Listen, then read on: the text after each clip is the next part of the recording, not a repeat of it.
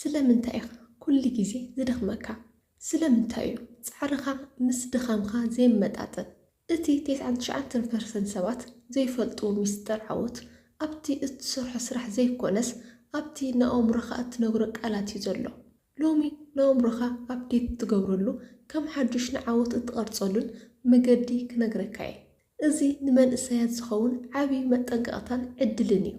ሰላም፣ እዚ ፍኖት ክሊኒክ እዩ። ኣብዚ ቪድዮ እዚ መዓልታዊ 5 ደቂቕ ጥራይ ብምጥቃም ህይወትካ ከመይ ጌርካ ከም እትቕይር ክንርኢ ኢና። ንኣእምሮኻ ከምዚ ጌርካ ፕሮግራም እንተጌርካዮ ዓወት ምርጫ ዘይኮነስ ውፅኢት እዩ ዝኸውን። ክሳብ መወዳእታ ምሳይ ጽንሑ። እቲ ቀዳማይ ንነብስኻ እትነግራ ቃል ቀይሮ። መዓልታዊ ምስ ብዙሓት ሰባት ትዘራረብ ትኸውን። እቲ ዝበለጸ ሰማዕኻ ግን ኣእምሮኻ እዩ። ንነብስኻ ኣነ ዘይረብሕ እየ ወይ ኣይክእሎን እየ ክትብላ ከለኻ ኣእምሮኻ ከም ሓቂ ተቐቢሉ ንዓኻ ንምውዳቕ ይሰርሕ። መርዛም ቃላት ኣብ ነብስኻ ኣይትዝራእ። ኣብ ክንድኡ ነዚ ፈታኒ ነገር ብኸመይ ክስዕሮ ክእል ብምባል ንኣእምሮኻ ሕተቶ። ቃላትካ መርዚ ክኾኑ ይኽእሉ፣ መድሓኒት እውን ክኾኑ ይኽእሉ። ቃላትካ ክትቕይር ከለኻ ህይወትካ ክትቕየር እያ።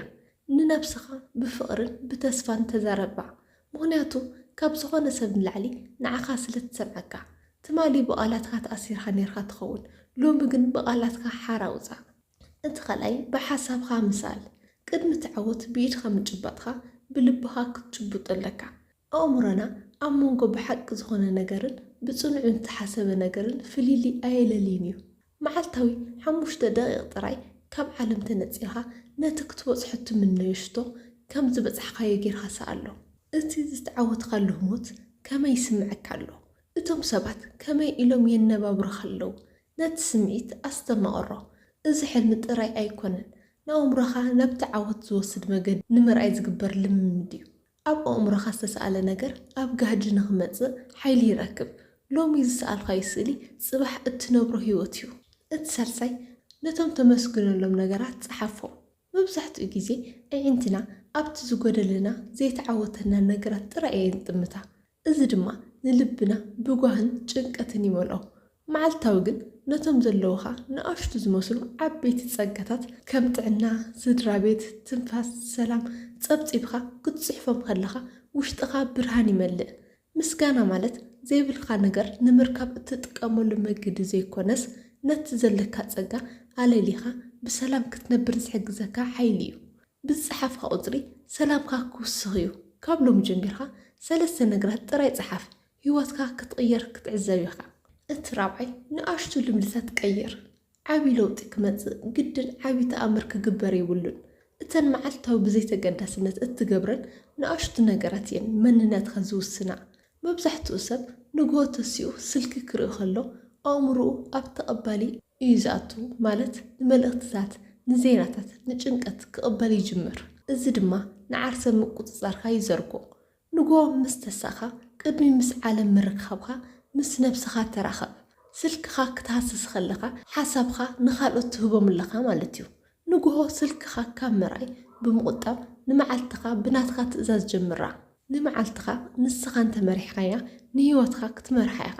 ንእሽቶ ለውጢ ዓብዪ ዓወት እዩ። እቲ ሓምሻይ ጽቡቕ ዘረባ ጥራይ ምስማዕ። ኣእምሮኻ ከም ሓደ ልሙዕ መሬት እዩ። ዝዘረእኻሉ ጥራይ እዩ ዝበቅል። እቲ ዝበለጸ ንዘርኢ ዝኸውን ግዜ ድማ ልክዕ ምስ ተሳእኻ ክትጥቅስ ምስ ዝተደለኻን ዘሎ 30 ደቂቕ እዩ። ኣብዚ ግዜ እዚ ኣእምሮኻ ዝኾነ መከላኸሊ የብሉን። ኩሉ ዝሰምዖ ድማ ከም ሓቂ ተቐቢሉ ኣብ ውሽጥኻ ይቐርጾ። ነዚ ግዜ እዚ ብግርግርን ብኣሉታዊ ዜናታትን ኣይተበላሽዎ። ኣብ ክንድኡ ነቲ ነብስኻ ዘተባብዕ ተስፋ ዝህብን ብርሃን ዝመልኦን ቃላት ብምስማዕ ንመንፈስካ ምግቢ ሃቦ። ጽቡቕ ሰሚዕካ ጽቡቕ ክትሓስብ፣ ጽቡቕ ሓሲብካ ድማ ጽቡቕ ክትነብር ኢኻ። እቲ ሻድሻይ ምጽራይ ዶፓሚን። ኣብዚ ግዜ እዚ ኣእምሮና ብዓይነ ስጋ ብዘይረኣዩ ሰንሰለታት ተኣሲሩ ይርከብ። እቶም ክሊክ ክንገብር ከለና ዝስምዑና ንኣሽቱ ሓጎሳት ንናይ ሓቂ ዓወት ዘለና ትምኒት የደንዝዝዎ ኣለዉ። ነቲ ንኣእምሮኻ ዝሰረቐ መርዛም ሓጎስ ኣወግዶ።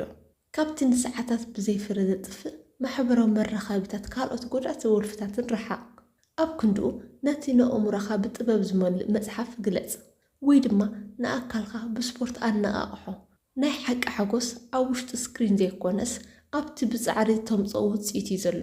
لومي أمرخا تقطاصرو انت زي خوينو نسو كقطاصركا እዩ እቲ ሻውዓይ ተመስጦ መብዛሕትኡ ጭንቀትና ካብ ክልተ ነገራት እዩ ዝምንጩ ብዛዕባ ዝሓለፈ ምጥዓስ ወይ ድማ ብዛዕባ መጻኢ ፍርሒ ትማሊ ሓሊፍ እዩ ጽባሕ ድማ ገና ኣይመጸን እታ ናትካ ትበሃል ሃብቲ ግን እዛ ሕጂ ዘላህ ሞት ጥራያ ተመስጦ ማለት ንኣእምሮኻ ካብቲ ሃለውለው ዝብል ናይ ሓሳብ ማዕበል ኣውፂኻ ኣብዛ ሕጂ ዘለኻያ ሰዓት ንኽትርከብ ምግባር እዩ ትንፋስካ ክትስሕብ ከለኻ ኣስተውዕለሉ ክትበልዕ ከለኻ ኣጣዕሞ ክትሰርሕ ከለኻ ብሙሉእ ልብኻ ኩን ኣብዚ ግዜ እዚ ክትነብር ምስ ትጅምር ፍርሒ ይጠፍእ ርእሰ ተኣማንነትካ ድማ ይጸንዕ እቲ ሻምናይ ስፖርታዊ ምንቅስቓስ ኣካላዊ ምንቅስቓስ ክንገብር ከለና ኣእምሮና ንሓጎስን ምርግጋእን ዝሕግዙ ሆርሞናት ይፍኑ ስፖርት ዝሰርሑ ሰባት ካብቶም ዘይሰርሑ ንላዕሊ ንጡፍ ናይ ምዝካር ዓቕምን ርጉእ ስምዒታዊ ህይወትን ኣለዎም ጂም ምኻድ ጥራይ ዘይኮነስ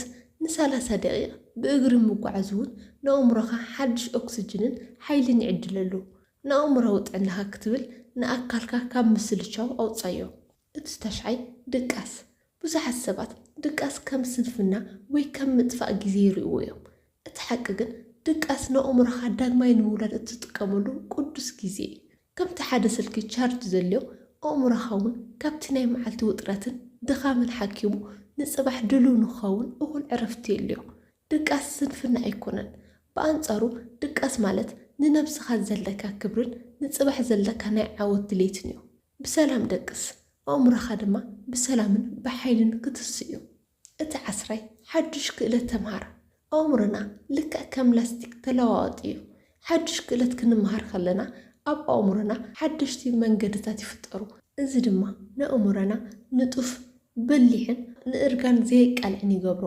ሓድሽ ቋንቋ ወይ ዝኾነ ሞያ ምምሃር ንኣእምሮኻ ጂምናስቲክ ከም ምግባር እዩ እቲ ዝያዳ እትምሃሮ ዝያዳ ንምምሃር ዘለካ ዓቕሚ እናወሰኸ እዩ ዝኸይድ ምምሃር ኣቋሪፅካ ማለት ምንባር ኣቋሪፅካ ማለት እዩ ኣእምሮኻ ክሰፍሕ እምበር ክበልዕ ኣይትፍቀደሉ ኩሉ ግዜ ተምሃር ኣይኹን ንጥዕናን ንጡፍ ስራሕን ኣእምሮ ዝሕግዙ ምግብታት ክነግረኩም እቲ ቀዳማይ ስብሒ ዘለዎም ዓሳታት ከም ሳልሞን ዝኣመሰሉ ዓሳታት ብኦሜጋ 3 ዝሃብቶም እዮም ኦሜጋ 3 ንኣእምሮና ህንፃው ባእታ እዩ ንዝኽሪ ይሕይል ጭንቀት ድማ ይከላኸል እቲ ካልኣይ ኣሕምልቲ ከም ሓምሊ ዝኣመሰሉ ኣሕምልቲ ቫይታሚን ኬን ሉቲንን ፎሌትን ዝሓዙ እዮም እዚኦም ድማ ኣእምሮ ብቕልጡፍ ከይኣርግ ይከላኸሉ እቲ ሳልሳይ ለውዝን ፍረታትን ብፍላይ ለውዝ ንጥዕና ኣእምሮ ኣዝዩ ጠቓሚ እዩ ቫይታሚን ኢ ጥዑይን ስብሒ ስለ ዘለዎም ንወሃዮታት ኣእምሮ ካብ ጉድኣት ይከላኸሉ እቲ ራብዓይ